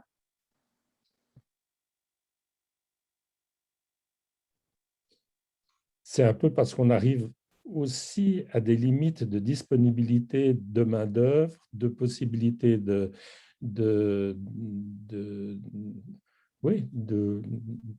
d'agir pour tout ce qu'on doit faire. Je m'exprime mal, mais c'est... La main-d'œuvre, elle est certainement là. Il y a environ presque la moitié ou le tiers des emplois dans les pays du Nord, dans les pays développés, qui sont ce que David Graeber,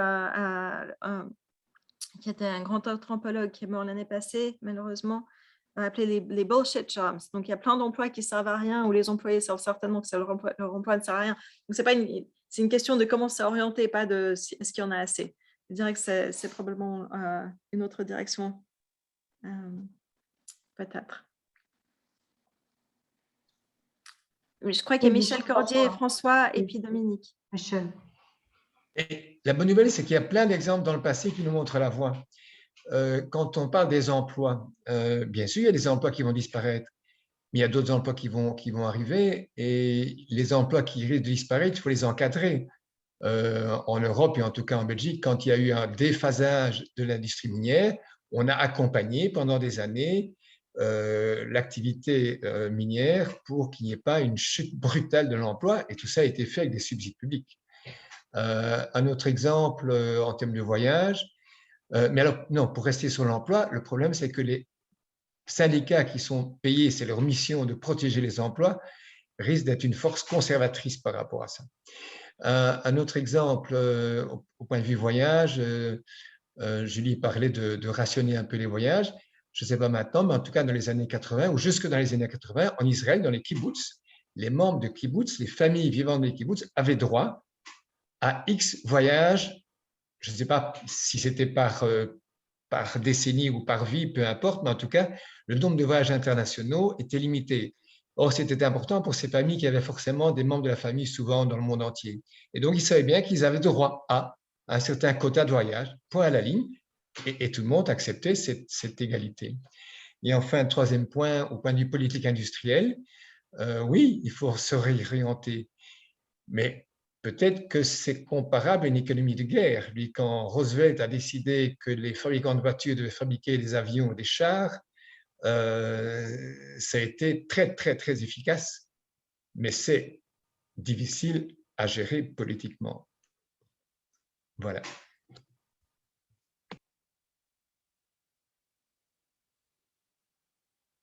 Alors, je suis tout à fait d'accord qu'en fait, oui, on est face à quelque chose. On est face à quelque chose d'une grandeur époustouflante et vraiment, on arrive dans des avenirs dramatiques. Donc, il faut vraiment se poser la question de se donner les moyens de l'affronter et de le surmonter. Donc, ça ne va pas être agréable pour tout le monde, ça ne va pas nécessairement être toujours facile, mais on peut protéger les populations, c'est-à-dire qu'on peut protéger le bien-être, la survie, la santé mentale et physique, etc. des gens. Mais c'est certainement pas, on ne va pas pouvoir protéger tous les modes de vie, toutes les façons d'exister actuellement qui ne sont pas à l'intérieur de ces paramètres nécessairement. Et c'est clair que les politiques publiques qui sont beaucoup plus agressives au niveau de l'emploi, de l'économie, etc., sont nécessaires aussi. Mais ce n'est pas du tout la direction dans laquelle nous allons.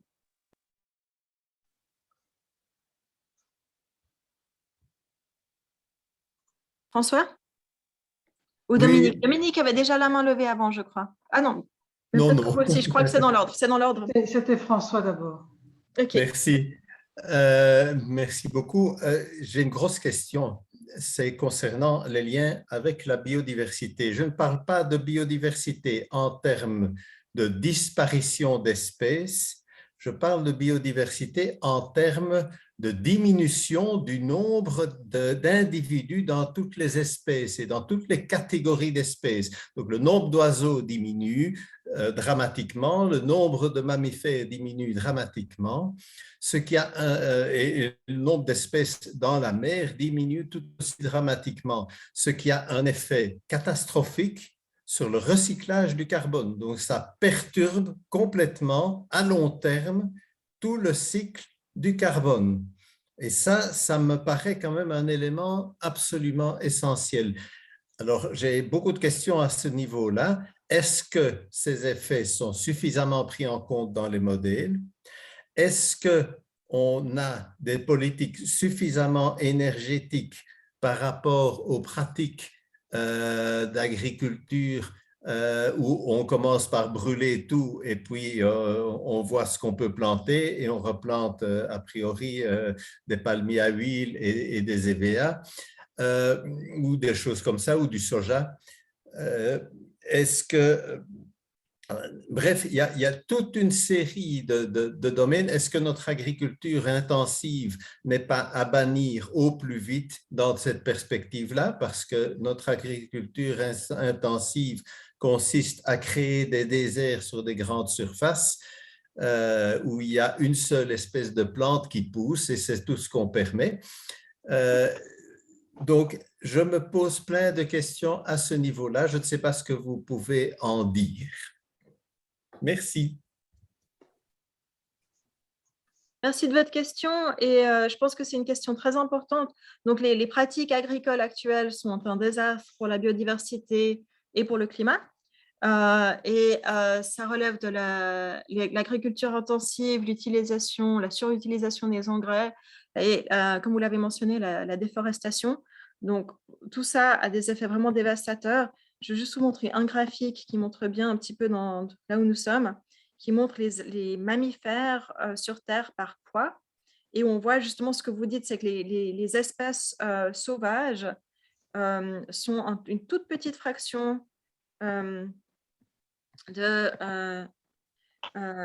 du poids, par exemple, des mammifères sur Terre, alors que la plus grande part, c'est le bétail, ensuite les humains, ensuite les moutons, les porcs, ensuite les animaux de compagnie, qui sont ensuite les goats, c'est les chèvres, et tout en haut, ensuite, les animaux sauvages et les chevaux. Donc, on voit qu'on est vraiment en train de couper la possibilité d'existence aux espèces et aux écosystèmes qui ne font pas partie de nos systèmes agricoles. C'est exactement ça. C'est pareil pour la pêche et au niveau marin. Et donc, il faut absolument arrêter l'agriculture intensive et surtout l'agriculture qui alimente que ce soit la consommation de viande et de produits laitiers. Donc en Suisse, ça va être sympa, mais ailleurs aussi. Mais ça, c'est un changement inéluctable. Donc, il n'y a aucun scénario où on reste en dessous d'un réchauffement climatique plus ou moins acceptable, où on ne change pas dramatiquement l'agriculture et la façon de se nourrir. Donc, arrêtez de manger du poisson, de la viande et des produits laitiers. Je vous encourage parce que c'est nécessaire. Et puis ça, c'est quelque chose où vous pouvez avoir un effet absolument immédiat, qui est aussi un effet très bon pour votre santé d'ailleurs. Et donc ça, c'est clair. Je vais juste partager 2 liens dans le chat. Le premier, ça va être un article qui vient de sortir aujourd'hui. Il y a eu un leak, comment on dit en français, où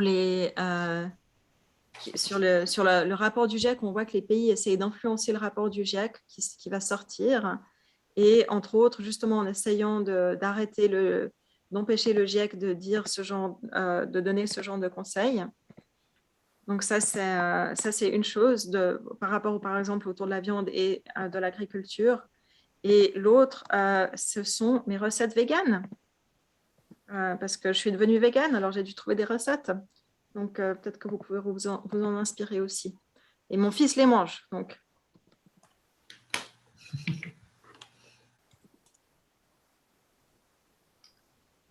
Voilà.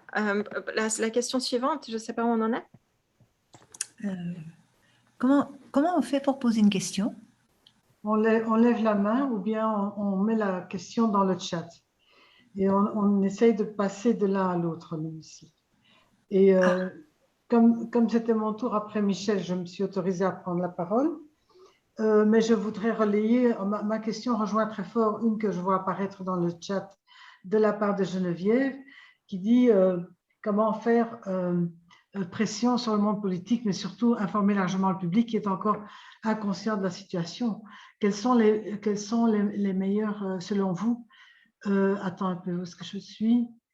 Quels sont, selon vous, les meilleurs moyens? Je prends pour exemple l'action de Extinction Rébellion à Zurich, qui est très peu relayée dans les médias. Et donc, cette question rejoint vraiment celle que j'avais, qui était celle des leviers. Quel levier utiliser, sachant qu'on doit aller vite et que les institutions traditionnelles sont trop lourdes et trop lentes à réagir, quoi. Y compris même les syndicats. Je veux dire, ils seraient normalement là pour représenter la population, mais ils sont parfois pas suffisamment réactifs, en tout cas à mon goût.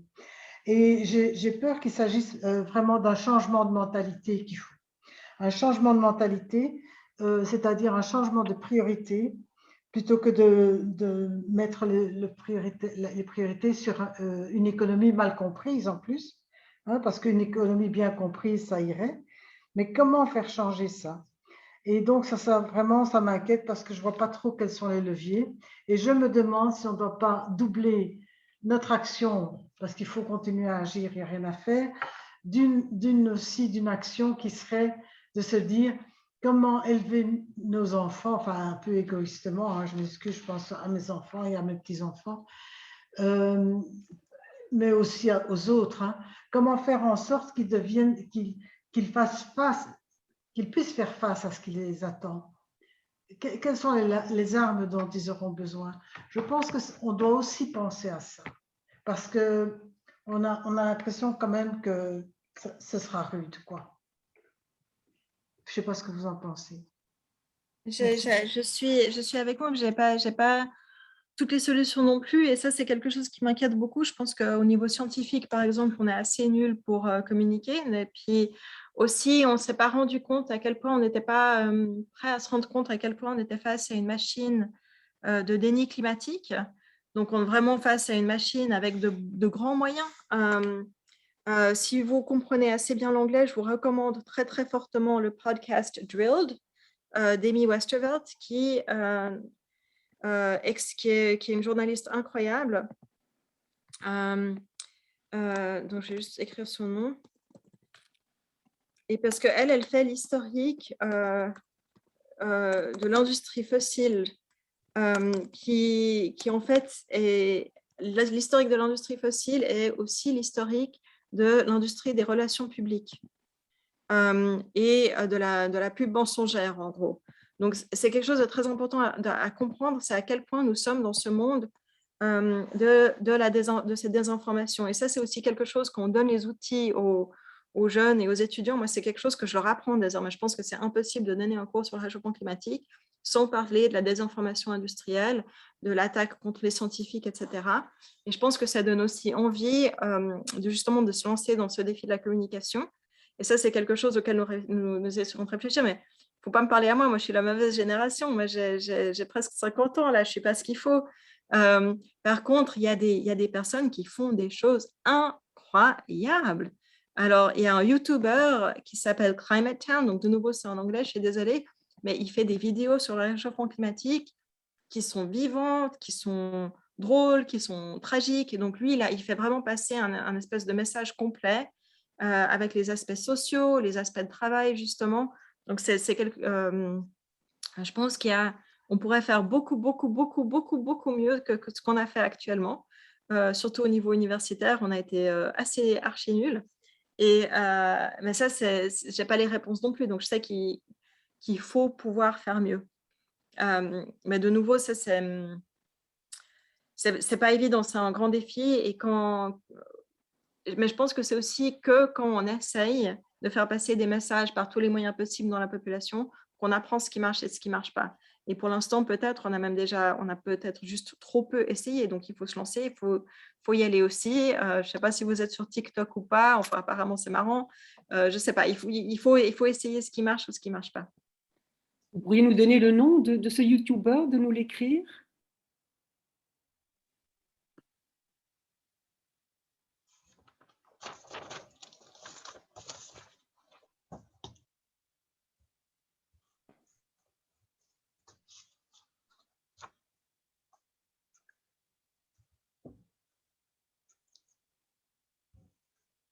Allez-y, question suivante. Je suis Oui. juste en train de chercher les liens. Oui. Cécile, je crois que tu étais assez haut dans la liste.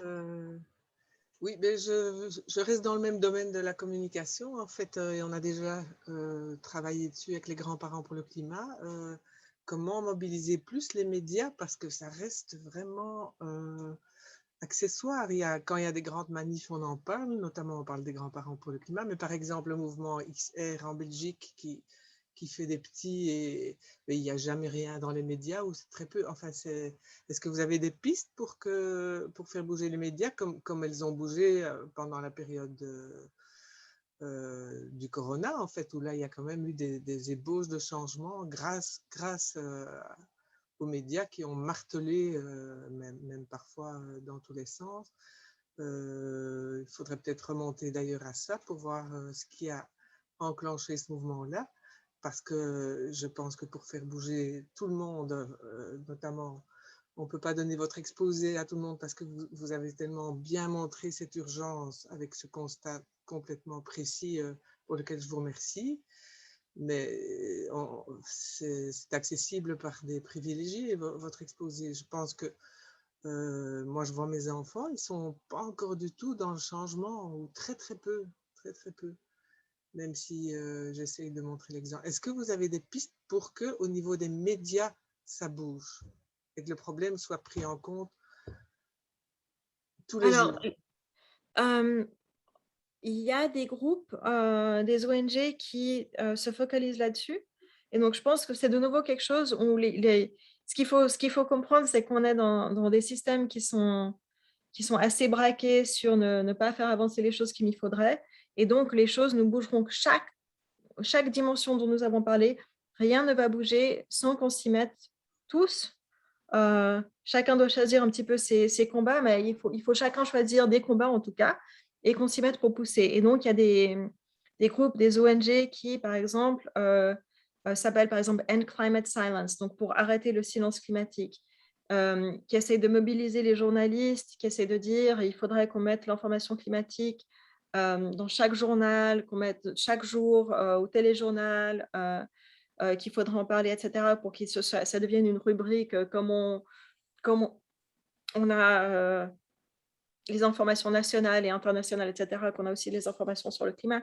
Et il y a des choses qui bougent dans ce sens. Donc, je pense qu'il faudrait, si c'est quelque chose qui vous intéresse, il faut travailler avec ce genre de groupe ou en créer des équivalents en Belgique. Mais ça ne va pas bouger sans qu'on pousse dessus. Il faut faire des rencontres avec des journalistes, avec les éditeurs, il faut comprendre où ça bloque, s'ils ont un besoin de formation, s'ils ont besoin de matériaux. Donc, par exemple, ces ONG créer des matériaux qui sont approuvés par les scientifiques du pays pour que les journalistes et les personnes qui donnent les infos puissent s'appuyer dessus. Parce que souvent, les journalistes ne parlent pas de climat parce qu'ils ont simplement peur de dire quelque chose de faux. Vu qu'il y a eu tellement de désinformation et de déni, ils se font tout le temps attaquer. Soit ils se font attaquer par les ligneurs, de toute façon, ils vont se faire attaquer par les ligneurs du climat. Ouais, c'est n'importe quoi, vous dites faux parce que ça n'existe pas. Ou ils se font attaquer par les scientifiques, ce qui n'est pas sympa non plus. Parce que, ah ouais, mais vous avez dit comme ça, vous auriez dû le dire autrement, etc. Donc, en fait, il faut leur donner une certaine sécurité, il faut leur donner souvent un appui pour qu'ils puissent, par exemple, dire, voilà, ça, on le sait, ça, on ne le sait pas, ça, je peux le formuler de cette façon, ça, c'est le mieux de le formuler autrement. Donc, qu'on leur donne une formation et des matériaux fiables qui leur permettent d'avancer et de propager ces messages. Mais il y a tout un travail d'accompagnement, de questionnement, de dire, bon, ben, de leur faire des exigences. Donc, il faut en parler tous les jours au téléjournal, etc. Mais en même temps, de quoi avez-vous besoin pour en parler de façon fiable et éduquée? Donc, ça, c'est un travail à faire. Ce n'est pas que ça se débloque comme ça, il faut travailler avec eux, il faut un petit peu de combat et un petit peu de tenir par la main. Et puis, ça peut permettre d'avancer, de débloquer les choses. Donc, ça, c'est quelque chose... mais c'est clair que c'est un chantier très important. Merci. Je crois que Michel Stevens avait demandé la parole depuis longtemps. Oui? Oui, merci Dominique. Dans le débat actuel, là, on tourne un peu notamment autour de deux questions. Je dirais, c'est le levier, de quel levier disposons-nous pour faire agir les politiques? Et puis, il y a la question du temps. C'est ce qu'on appelle l'urgence climatique. Alors, le levier, moi, j'ai un souvenir, en 2019, il y a eu toutes ces marches pour le climat des jeunes et des moins jeunes, partout. Je crois qu'il y a des millions de personnes, 5, 6, 7 millions de personnes, un peu partout, qui se sont mobilisées. Alors, je me dis, si ça pouvait redémarrer, je pense qu'il n'y a pas de meilleur levier. Et puis, la question aussi de l'urgence. Donc, les suggestions que vous avez faites, Julia, c'est beaucoup réformer l'économie. Mais réformer l'économie, ça prend du temps, 10 ans, 15 ans, 20 ans. Urgence, est-ce que ça ne veut pas dire que nous sommes maintenant, par rapport au climat, un peu comme on l'était il y a 1 an et demi par rapport à la pandémie, le Covid-19. Par rapport au Covid-19, les gouvernements, la plupart des gouvernements ont su prendre des actions énergiques. Je crois que pratiquement pendant les premiers mois de la pandémie, on a fermé peut-être 40% des entreprises donc, et on a survécu. Est-ce que quelque part, il ne faudrait pas dire, voilà, on est dans l'urgence par rapport au climat, Je me rappelle que le programme des Nations Unies pour le développement a dit qu'il fallait, depuis 2020, donc l'année dernière, baisser, je crois, de 7 ou 8% annuellement les émissions de gaz à effet de serre. Donc l'année dernière, je crois qu'on a réussi à moins 7%, vous avez dit. Cette année-ci, il faudrait faire à peu près la même chose. Et ça veut dire tout simplement fermer nos robinets d'émissions de CO2, donc peut-être arrêter de circuler en voiture, aller en pied, à vélo ou en transport public, cesser de prendre l'avion, peut-être fermer certaines fonctionnalités d'Internet. Voilà, si une pression de l'opinion publique est faite sur les gouvernements, peut-être que des mesures d'urgence, ce sont des mesures de guerre, peut-être qu'elles seraient prises. Parce que réformer l'économie, ça va prendre 20 ou 30 ans. Voilà. Alors, je pense que dans un certain sens, Covid aussi, ça a été une réforme de l'économie assez brutale et assez soudaine, où des actions proactives ont été faites pour continuer à alimenter la population, pour les mesures sanitaires, etc. Donc, changer l'économie, ça peut être fait du jour au lendemain si c'est compris comme étant nécessaire. Donc, on revient à cette espèce de cercle vicieux de quelle est la part de communication, c'est-à-dire est-ce que les gens se rendent réellement compte dans quelle situation nous sommes, comment accroître cette réalisation et, secondo, quelles seraient les actions qui permettraient de faire pression sur le système actuel qui est un engrenage qui pousse dans la mauvaise direction, de se transformer, y compris l'économie. Donc, on ne va pas y arriver sans transformer l'économie. Ça, c'est aussi quelque chose à comprendre, c'est que le fonctionnement actuel de l'économie est un fonctionnement énergivore, avec des émissions, avec des dégradations environnementales grotesques, avec des inégalités grotesques aussi. Donc, en fait, je ne pense pas qu'on peut faire ou l'un ou l'autre. Il faut faire les deux. Il faut comprendre qu'un défi implique aussi l'autre et puis agir de façon intelligente pour faire levier sur les deux en même temps. Et par exemple, en question d'information, de ne pas donner une information que le climat, c'est une question technologique uniquement. C'est aussi une question d'égalité, c'est aussi une question de justice, c'est aussi une question de s'attaquer à des forces puissantes dans notre économie. C'est aussi une question politique.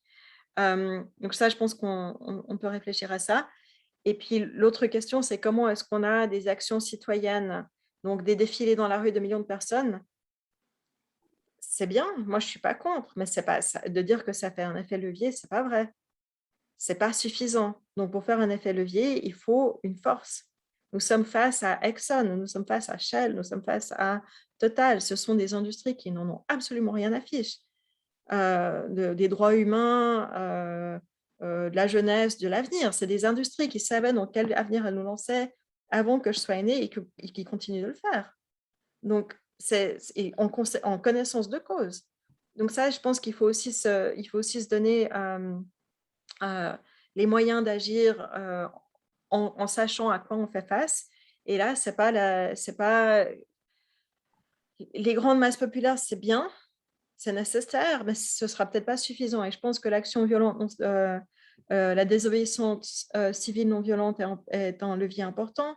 XR le dit aussi, ce n'est pas toujours que leurs tactiques sont toujours les meilleures ou les plus réfléchies non plus, mais je pense qu'il y a des autres moyens. Il faut réfléchir aux moyens d'action politique qu'ont les faibles. Quand on n'a pas les grands chefs d'entreprise, etc., comment est-ce que nous, on peut agir par rapport à ça? C'est des questions qu'on peut se poser.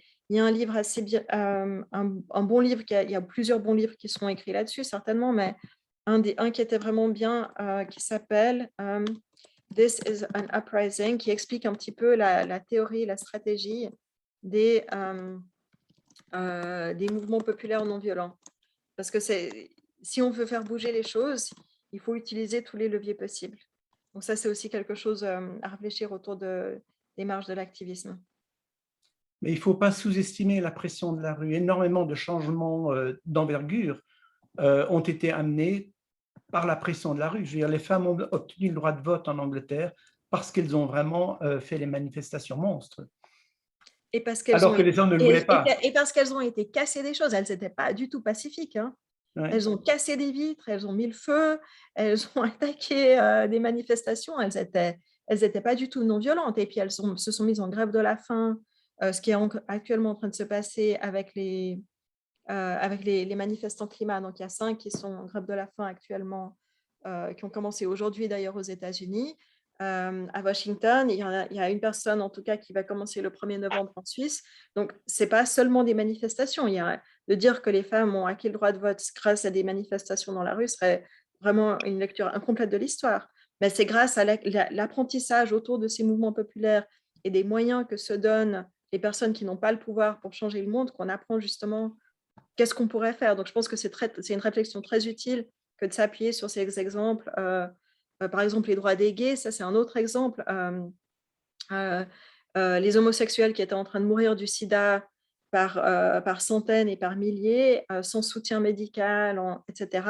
Donc, eux, ils ont eu des tactiques monstrueusement efficaces pour transformer le système sanitaire et pour transformer la façon dont ils étaient traités. Et ça, c'était très rapide. Mais ils se sont vraiment donné des moyens qui étaient assez musclés aussi, si on pense à ACT UP, etc. Donc, voilà. Donc, je pense que c'est très important de penser à l'action citoyenne et populaire, pas seulement de ne pas trop minimiser la diversité de stratégies qu'on peut avoir. Il y a Claudine Van Romortre qui demande la parole. Et aussi Jean-Denis, ça fait un moment qu'il lève la main. Ok. En fait, merci Julia pour ces informations très intéressantes. Moi, je revenais sur... on a posé la question de la communication. Ça me semble vraiment, vraiment fondamental parce que je trouve que beaucoup de gens ignorent vraiment le niveau de danger dans lequel on est. Donc, il y a une urgence dans la communication.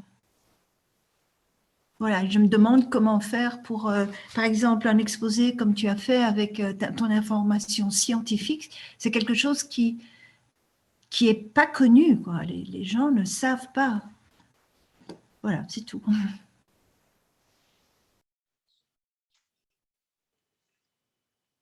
Merci de nouveau pour cette question. Je pense que vous avez plutôt ce commentaire. Je pense que vous avez tout à fait raison. Et cette question de la communication, on en a discuté un peu plus tôt, mais je pense que c'est un défi majeur. Et puis, de nouveau, il faut de la créativité et réfléchir à comment l'affronter chez vous, dans vos médias, dans vos moyens de communication. Donc, c'est quelque chose où il faut de nouveau qu'on y mette tous un petit peu du oomph pour essayer de faire communiquer ces messages plus largement.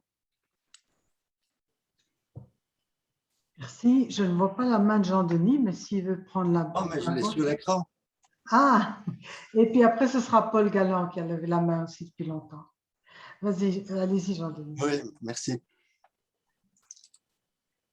On peut se tutoyer. Hein, ça. Vous m'entendez? Oui. D'abord, je m'excuse parce que j'ai des problèmes techniques. Je n'ai pas pu vous suivre tout du long, donc je vais peut-être tomber à côté de la plaque, vous me direz.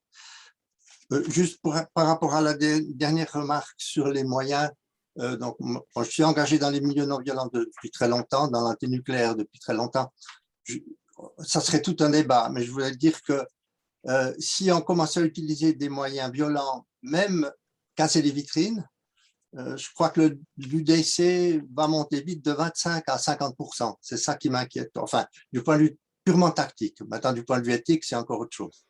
Mais ça, c'est une parenthèse. J'aimerais savoir si, Julia, vous avez parlé du nucléaire ou pas, puisque c'est en train de revenir un peu en question en Suisse. Je pense qu'il faut aussi distinguer le nucléaire en Suisse et le nucléaire en France, avec leurs 52 pas centrales, réacteurs à remplacer.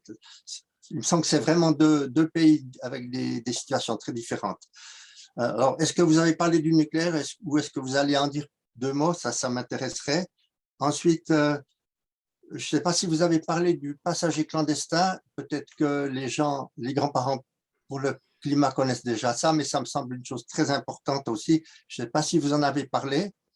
Et dans ce cadre-là du passager clandestin, qui est donc de faire des sacrifices énormes personnellement, alors que ces effets vont se répandre dans le monde entier, donc va être infime. Hein. Si moi j'économise 2 tonnes de CO2 personnellement en faisant beaucoup d'efforts, ces 2 tonnes par rapport à tout ce qui est mis dans le monde, ça n'a pratiquement aucun résultat.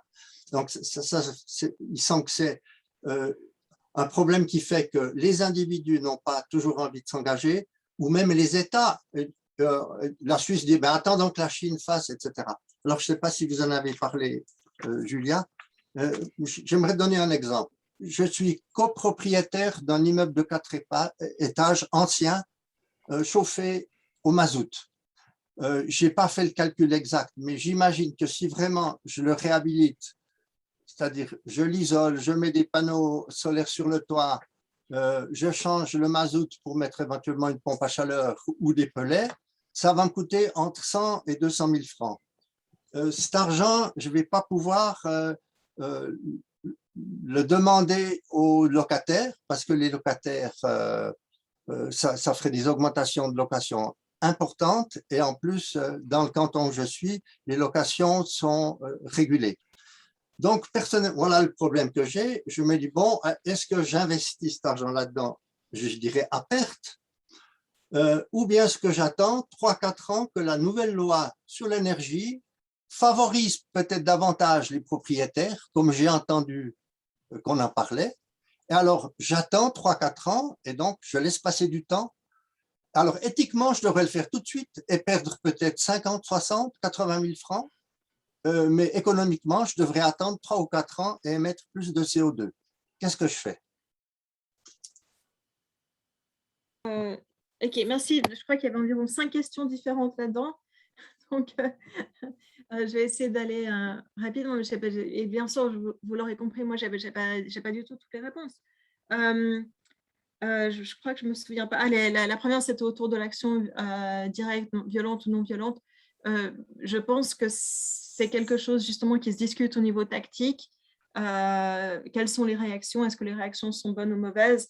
Ça, c'est toujours quelque chose à réfléchir. Mais c'est vrai aussi qu'à un certain moment, on ne peut plus dicter au mouvement, on ne peut plus le regarder de haut et puis dire « Ah, vous avez choisi une mauvaise tactique ». Il faut aussi comprendre que les gens sont désespérés et puis agissent aussi de manière plus radicale quand ils sont plus désespérés. Par exemple, voir les exemples de grève de la faim qui sont allés très loin en Allemagne, etc. Donc ça, c'est... moi, mon positionnement, c'est toujours un petit peu de... Je peux dire si je critique, si je suis d'accord ou pas, mais pour finir, il faut que je soutienne parce qu'il ne faut pas que... Je ne peux pas regarder de haut et puis dire ah, vous avez tort, vous n'êtes pas assez intelligent, vous pensez de façon nulle. Les gens, ils réfléchissent aussi, ils font aussi leur chemin là autour. Par rapport au nucléaire, je ne suis pas une experte et je ne suis pas une experte de la situation particulière de la France ou de la Suisse. La question nucléaire est aussi une des raisons pour laquelle mon sujet de recherche est autour de comment réduire la demande énergétique. Plus on la réduit, plus on y arrive avec des autres technologies qui ne font pas non plus l'unanimité en Suisse. La Suisse, c'est un des pays le plus réticent par rapport aux éoliens, par exemple, qui s'implantent partout ailleurs dans le monde de façon assez plus ou moins sans discussion, mais en Suisse, on fait des énormes discussions, il y a très très peu d'éoliens en Suisse. Voilà, donc ça c'est quelque chose où c'est clair qu'on a, de nouveau, on n'a pas de solution idéale, mais je pense qu'une des solutions idéales passe par réduire la demande énergétique et du coup, quelle que soit la solution dont on aura besoin, on en aura besoin de moins. Donc ça, c'est en tout cas mon positionnement là-dessus. Et autour de la question de que choisir, que faire, par exemple, de votre choix, de votre argent, de votre investissement. Donc, bien sûr, je ne peux pas du tout vous dicter, mais je pense qu'il y a aussi une troisième option qui est pas de regarder non seulement votre action personnelle, mais de regarder votre action collective, c'est-à-dire de faire une demande de la part de votre quartier, je ne sais pas s'il y a des associations de personnes qui sont propriétaires ou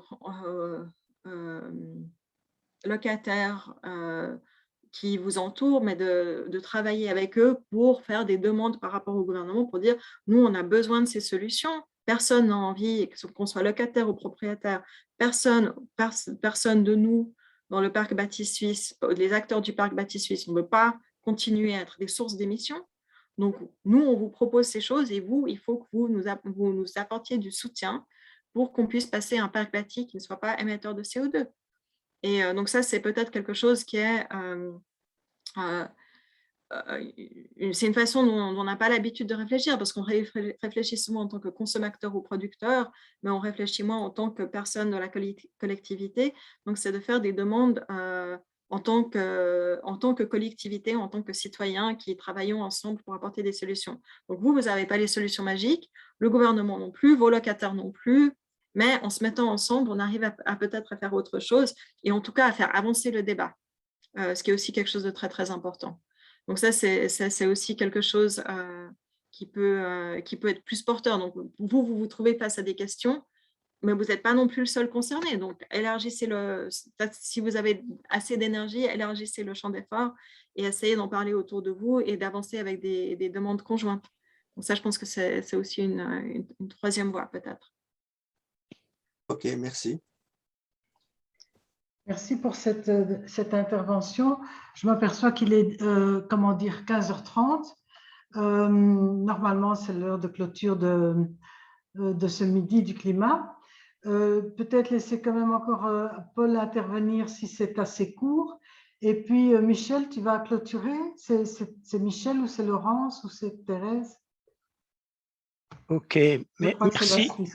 Voilà, vas-y, Paul. Merci Dominique.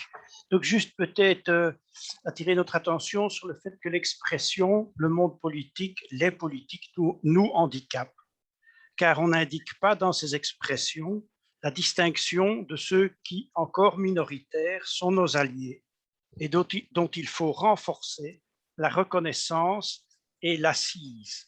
Si on les rejette dans un tout monde politique, on n'encourage pas l'augmentation de leur nombre, mais encore on les rejette dans le politique. On risque de faire le jeu des populistes et du rejet du politique, ce qui amène toujours à des dégradations démocratiques.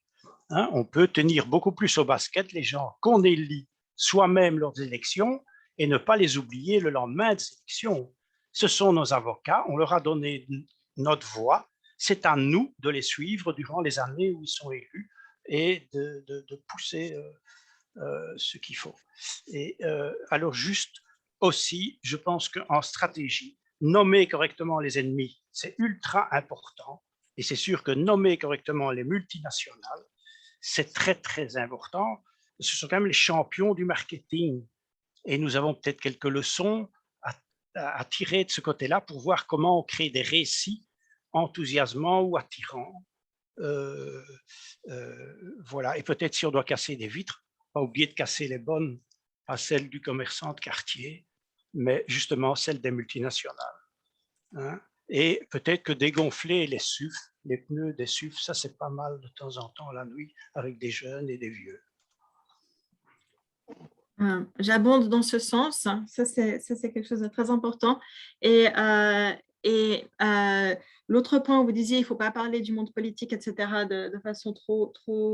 Juste, je mettais en cause l'expression, oui. Le monde politique, les politiques, parce qu'on fait le jeu de l'extrême droite. Oui, et puis c'est clair qu'il y a des personnes dans le monde politique qui sont magnifiques, des qui sont neutres ou qui ne savent pas trop, et puis des qui sont absolument contraires. J'ai trouvé ce livre, c'est des historiens marxistes, ça s'appelle « We make our own history », nous créons notre propre histoire. Eux, ils ont ce concept de mouvement social du haut. Donc il ne faut pas juste penser au monde politique, aux structures économiques, etc. Mais il faut penser à des gens, il faut penser à des associations de personnes, il faut penser à des associations d'intérêt de façon beaucoup plus précise et intelligente, parce que c'est ça qui nous donne ensuite des perspectives de stratégie par rapport à ces différents mondes-là. Donc c'est clair que le monde politique en lui-même, ça ne veut rien dire.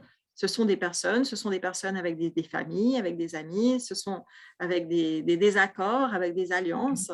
Et puis, si on veut être actif, si on veut agir sur ce monde-là, le mieux on le comprend et le mieux on le perçoit. Et si on a des alliés dedans, tant mieux. Le mieux on arrivera à pouvoir agir dessus.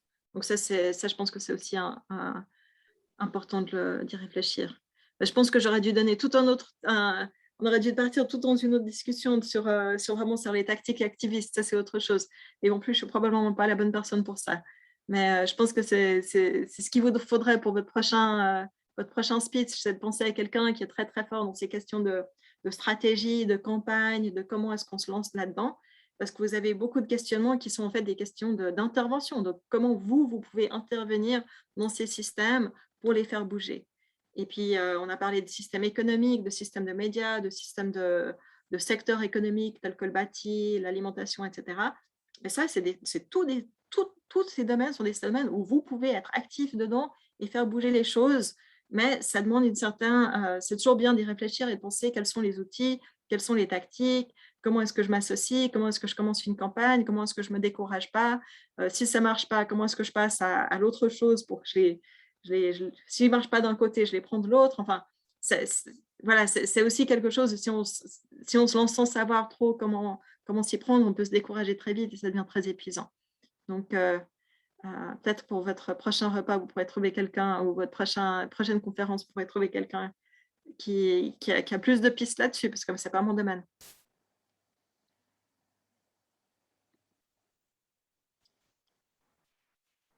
Merci beaucoup, Julien.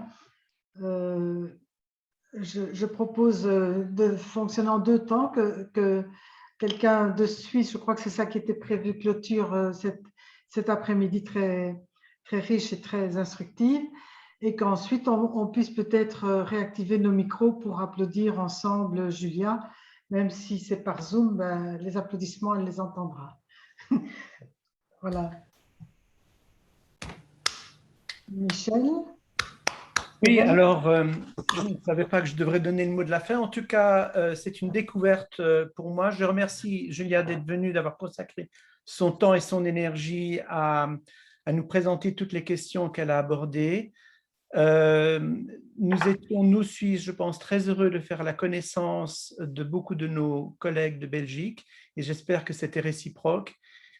Et peut-être aurons-nous d'autres midis du climat à partager. En tout cas, c'est une expérience très positive et je ne peux que, au nom de mes collègues de Suisse, vous remercier de l'avoir organisé. Voilà, merci beaucoup. Rien en tout cas maintenant. On peut applaudir la conférencière. Oui.